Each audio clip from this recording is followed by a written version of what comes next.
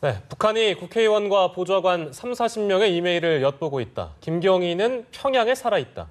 북한 황병서 총정치국장 직속 부하 한 명 외에 여러 명의 중간 간부가 귀순을 했다.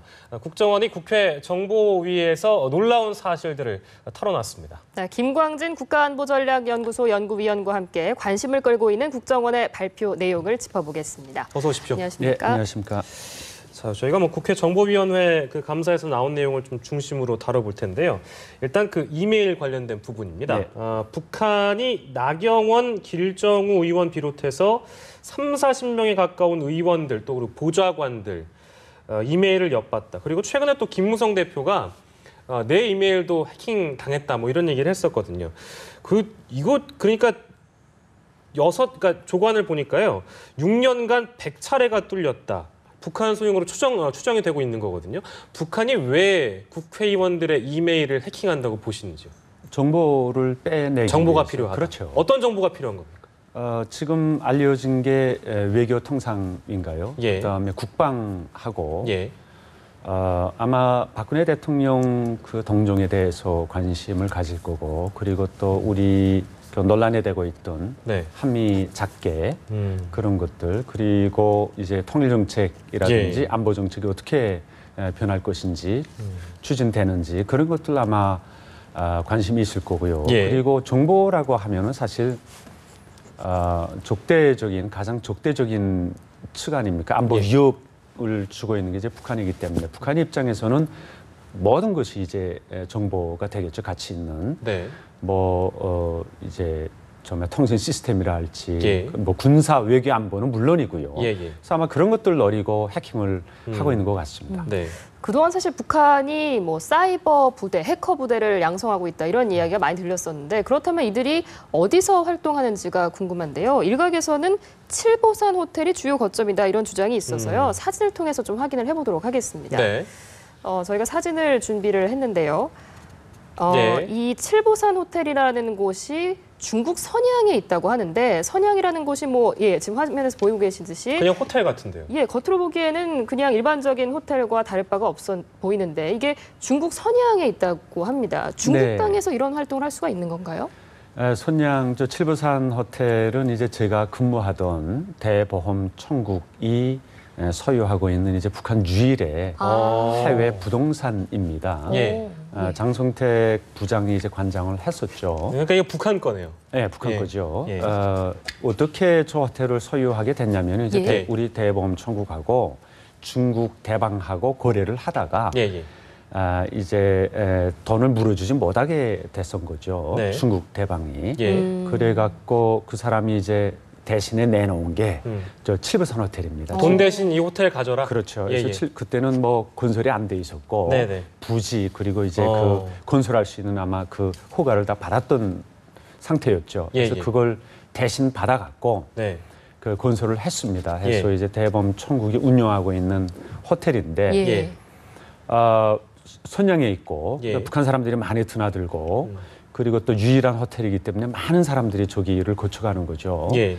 그리고 우리 보험 청국에서도 이제 626 기술봉사소라고 조직을 했습니다. 네. 김정일 방침을 받고 이제 소프트웨어 프로그램 제작 그리고 외화벌이 그런 것을 위해서 했는데 저기 칠보산 호텔에 파견을 했었죠. 예. 그래서 몇 명이 나가서 상주하면서 해외 대방들하고 계약을 맺어서 이제 소프트웨어 프로그램을 개발해서 파는 그런 작업을 많이 했어요. 근데 아마 정찰 청국이나 국가안전보위부 쪽에서도 네네. 저기에 관심을 가지고 호텔이 이제 굉장히 유리한 조건이 있기 때문에 아지트로 활용을 해서 해킹을 많이 하는 모양입니다. 근데 어찌됐든 저게 북한이 소유하고 있는 호텔이긴 하지만 중국 땅에 위치한 호텔이잖아요. 그러니까요. 중국 당국이 이런 사실을 알고 있습니까?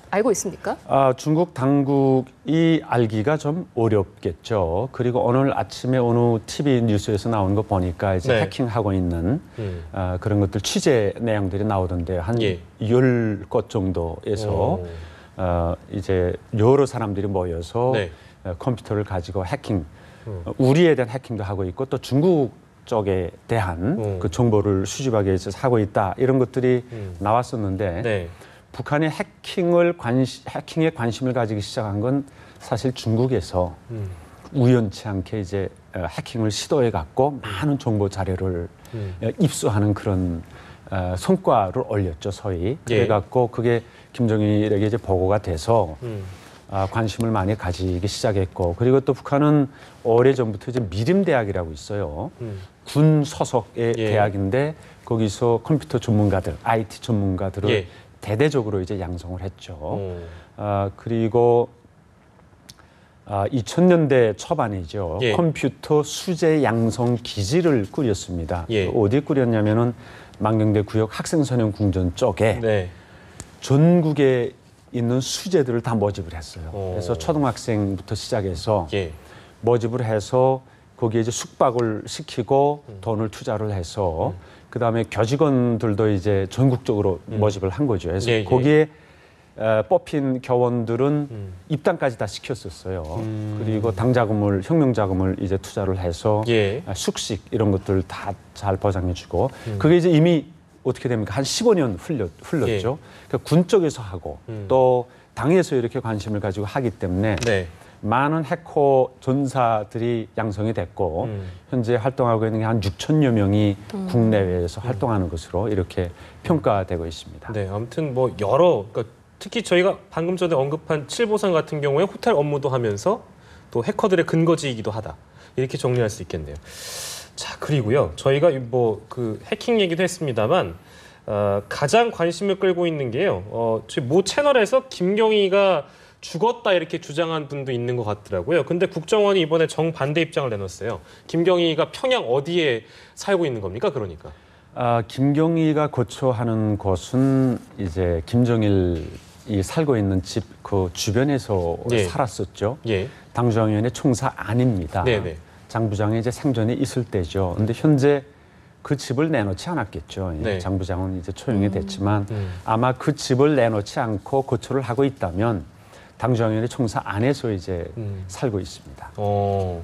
그 건강에 별 이상 없다라고 밝혀가지고요. 이 부분은 글쎄요. 그 뭐 확인하기가 지금 어려운 상황이긴 한데 김경희가 건강에 별 이상이 없고 살아있다 이렇게 국정원이 확신하는 이유는 뭐라고 혹시 보십니까? 해당 정보가 이제 입수됐다고 보시면 될 것 같습니다.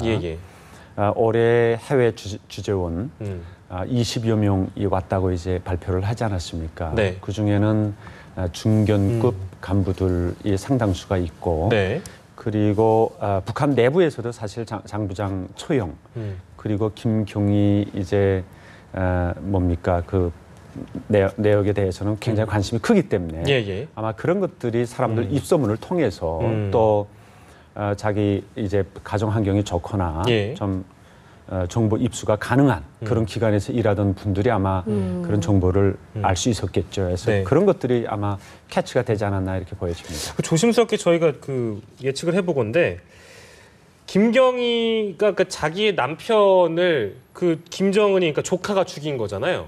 그러면 저희가 상식적으로 봤을 때는 사이가 절대 좋을 수가 없는데 사이가 어떨 거라고 보십니까? 당연히 좋지 않겠죠. 그렇죠. 그 자기 고모부를 그렇게 처용한다는 것은 이제 장 부장하고 김정은하고 이제 원한 관계가 있지 않으면은 그게 불가능하겠죠. 주변에서 아무리 이렇게 뭐 부추겨도 김경희도 또 살아 있고 하기 때문에 아마 원한 관계로 이제 장 부장을 처용한 것으로 보여지고. 그렇죠. 그리고 김경희는 이제 뭡니까 여기 동조할 수밖에 없을 정도로 그렇게 아마 근거를 만들었을 겁니다. 그 중에 하나가 이제 여자 문제 굉장히 복잡하다. 그 정치국 확대 회의 때 그렇게 나왔죠. 그래서 떼어놓으려고 했을 것이고요. 그다음에 아마 처형하기 전에는 이혼 뭐 이런 법적 절차를 아마 거쳤을 겁니다.